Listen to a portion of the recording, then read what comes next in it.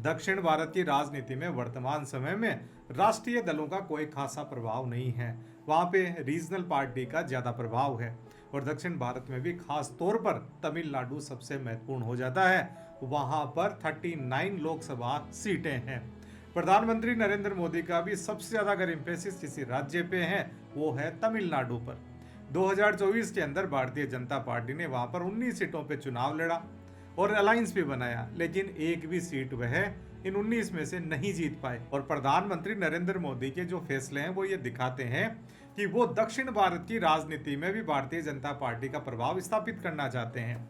इसीलिए जब नया संसद भवन बनाया गया था तो उसका मुख्य प्रतीक बनाया गया सेंगोल को, जो एक तमिल संस्कृति का प्रतीक है।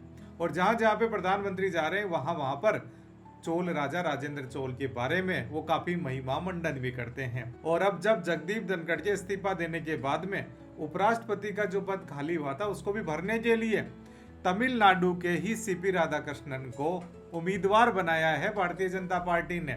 वैसे सीपी राधाकृष्णन अभी महाराष्ट्र के राज्यपाल हैं, पहले वो झारखंड के भी राज्यपाल रहे थे, तेलंगाना के अंदर उनको अतिरिक्त प्रभार रहा था, पुदुचेरी में भी उनके पास में अतिरिक्त प्रभार रहा था उपराज्यपाल का।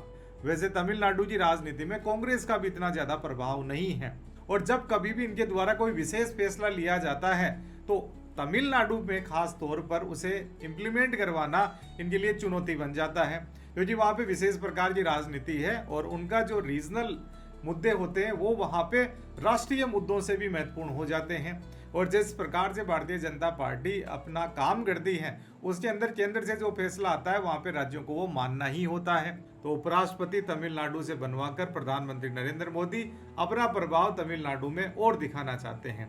वैसे वर्तमान के अंदर बिहार के अंदर चुनाव है, पहले ऐसा लग रहा था बिहार से कोई व्यक्ति उपराष्ट्रपति होगा या फिर राजस्थान से ओम माथुर वसुंधरा राजे के नाम भी यहाँ पे चल रहे थे, लेकिन जैसा कि हमेशा होता है भारतीय जनता पार्टी सभी को चौंकाती है और ऐसा नाम लेके आती है जिसका नाम कभी भी किसी भी चर्चा के अंदर नहीं होता है।